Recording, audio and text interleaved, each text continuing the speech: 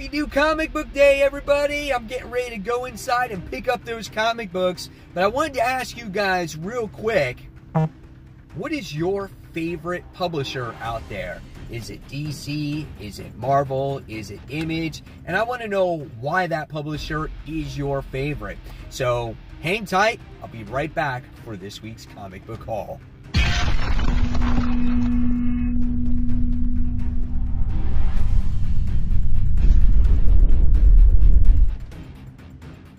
Hey comic book fans, welcome back to Comic Book Corner 2.0. And fans, yes, you're back with me, Mike Spider Slayer, getting ready to bring you Spider Slayer's comic book haul. This is episode 395.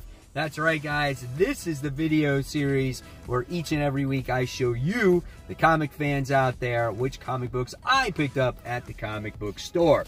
So here is the mysterious black bag.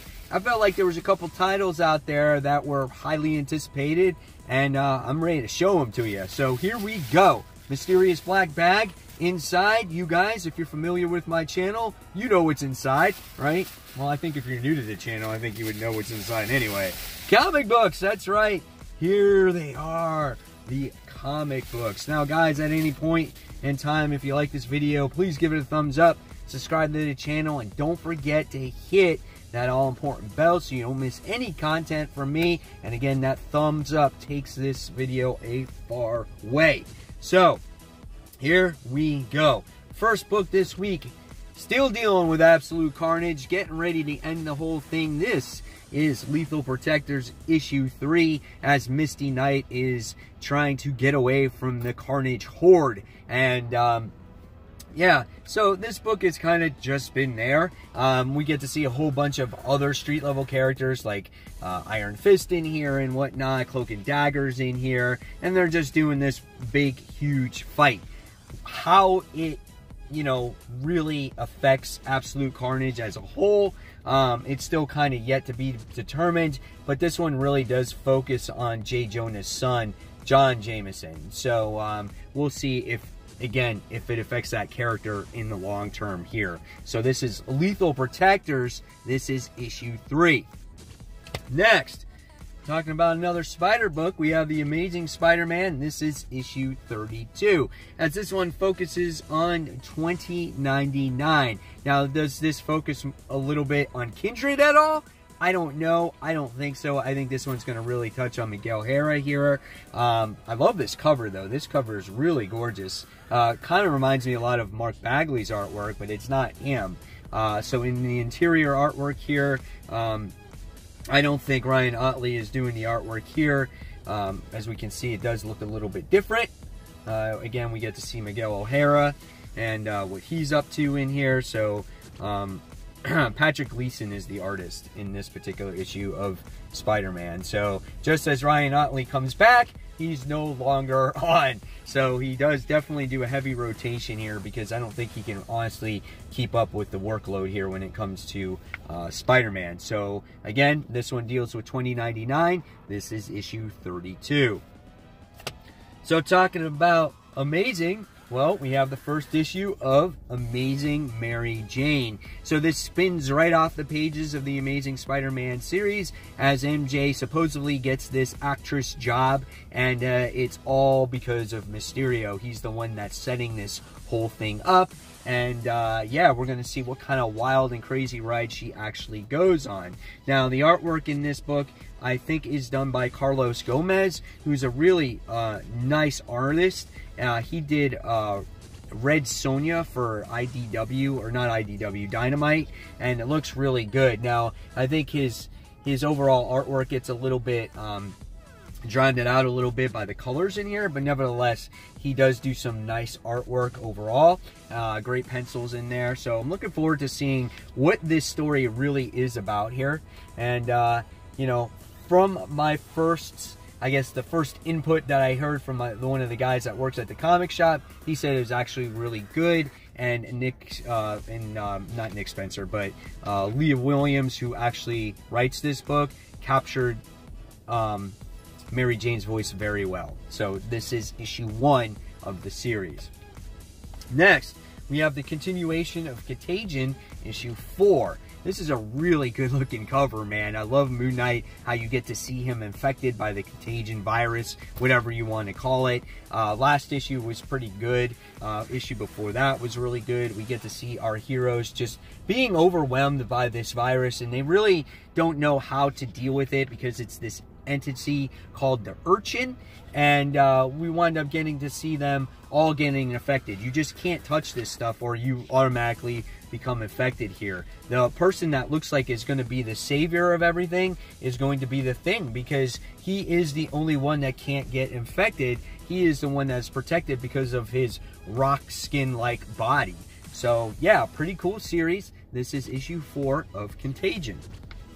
All right, next we have issue 3 of Ghost Spider. So yeah, this is a really cool book as well. This has to deal with, obviously, Gwen Stacy being in the 616 universe, but she travels to Earth 65, and when she's in 616, she's just Gwen Stacy. Jackal is setting up this plot to actually, I guess, go after Gwen, because we know how infatuated he is with her. And there's this girl that is like from Australia that's pretending to be friends with Gwen. It's a good book. I love the artwork in this story, and again, I just love it, and I'm interested to see how the plot thickens in this story, and where it's going to go in the long term here. So here again, we got that Australian looking girl, and who she is, where she comes from, I don't know, but we'll see. Ghost Spider issue 3, crazy ass cover there, right? All right, next big one this week, guys, the Immortal Hulk issue 25, supersized, spectacular here. This one is oversized, so yeah, what's going to happen here is, like, this book take place in the future, and we get to see what Immortal Hulk is going to be like in the future. Does he become like the next Galactus? The end of issue 24 was just very dark and very scary, and this whole book looks like it just goes all cosmic. Yeah, it says Breaker of All Worlds. So I'm very interested to see what's going on. I don't see anything right now. I just see, like, weird bugs and things and cells and crazy shit. I don't see Hulk. Where's Hulk? I want to see what it looks. There he is. It doesn't look like the normal artist, though, but just showing you, it looks like he is like a Galactus-like character. So I don't know, man. We'll see what happens. Immortal Hulk, issue 25. I'm very much anxiously awaiting this. Next, another great series for a female character, Jane Foster Valkyrie. Supposedly now this starts off a new story arc where we get to see Jane Foster, I guess, the boss behind Bullseye's attack. I think that's what we're going to see here. Look, this looks like the Dial H phone, but Marvel's version, right? So I don't know, but she's got the horse in her apartment. What's she gonna do with it? Oh, that's hilarious. I love when this book takes place back on Earth, like I've said in the past, because it really keeps the story grounded and it makes her very relatable. And it looks like the artwork is a little bit different in this particular issue as well, as it's kind of a more photorealistic looking artwork. So yeah, we'll see what happens. Valkyrie, this is issue 4. Next, new #1 this week, Marauders, issue 1, as we have Captain Kate Pryde, Emma Frost on here, and Pyro, Storm. So we have Bishop on there too. New book, Jerry Duggan is the writer, so this is the first X book that is released, but that is not written by Hickman here. So I want to see what Jerry Duggan does with this story. Here's a little glimpse at the artwork so you guys can see. Again, this might help you make a decision if you want to buy this book, because sometimes artwork does make a difference in a story. So here we go. We got some more artwork. We got Emma Frost there. Kate Pryde's in there. So I wonder how Kate, or Kitty, I gotta call her Kitty, actually broke her nose in this issue, because it really features as that, you know? So again, here's some more stuff on there. And how they go on this boat, and they're pirates and shit like that. So, Marauders, issue 1. Alright, next, we wound up getting Batman Curse of the White Knight. This is book 4. I've said this again.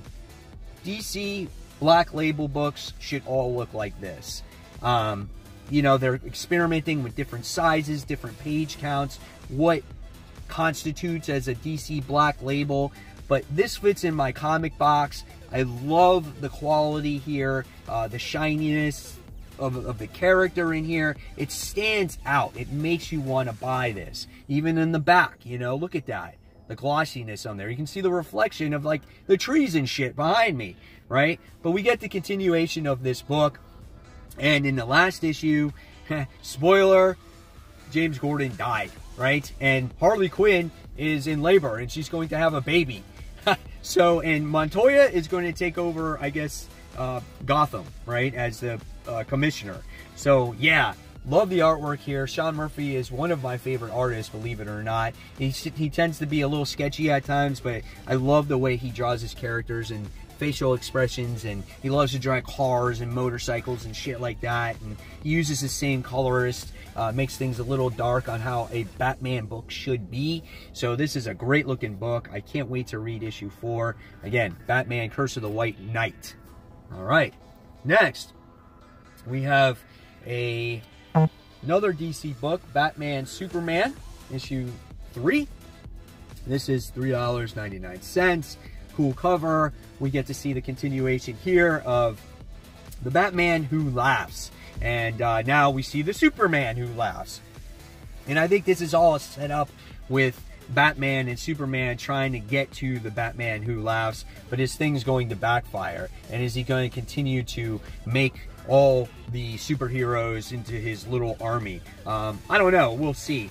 The book is good. I wouldn't say it's great. If you're a DC Metal fan and you like the Joker or the Batman who laughs, I think you might like this. But, you know, we'll see where this goes. We're on issue 3 of the series. All right, next, we have my longtime favorite, and I talked about it last week, about the book that I'll never drop, and this is Savage Dragon. This is issue 246, done by Erik Larsen, the original, one of the first people I ever started reading Spider-Man because of him. So yeah, and it's just, I gotta read it because I've read it ever since I was a little kid. So here's some of the artwork inside. Again, I can't show too much artwork because you never know when there could be some kind of nudity going on in this book, because there happens to be a lot. Erik Larsen doesn't hold back when it comes to his books, but nevertheless, it's a fun book to read at times. It doesn't always get released on time because Erik Larsen is a major player in Image Comics, but I have fun with it. Issue 246, can't wait until it actually gets to issue 300.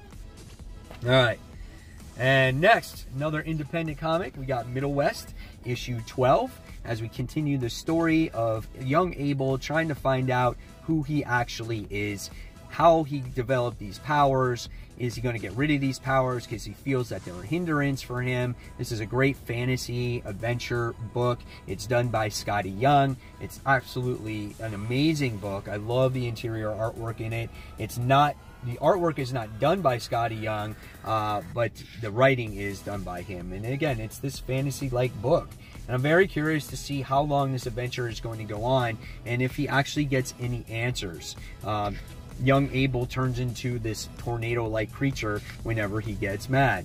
So we have some more of the interior artwork in here. And I'm looking forward to how this story continues as he was actually captured in the last issue. So again, this is issue 12 of the series. All right. And when it comes to variants, we wound up getting the Marauders issue 1 variant when it comes to Kitty Pryde. Here she's got like Thug Life going on, Hold Fast. She's got a black eye there, right? And yeah, it looks really cool. And so I like that one. And then, of course, when it came to the Mary Jane one, they didn't have the J. Scott Campbell ones because they're probably so much money. They're exclusives, right? So what did I had to get? I had to get the Artgerm cover here. So this one looked really cool because she's actually like in costume as an actress here. She got her hair done up, she's got the pistol in her hand. So yeah, that one looks really cool too.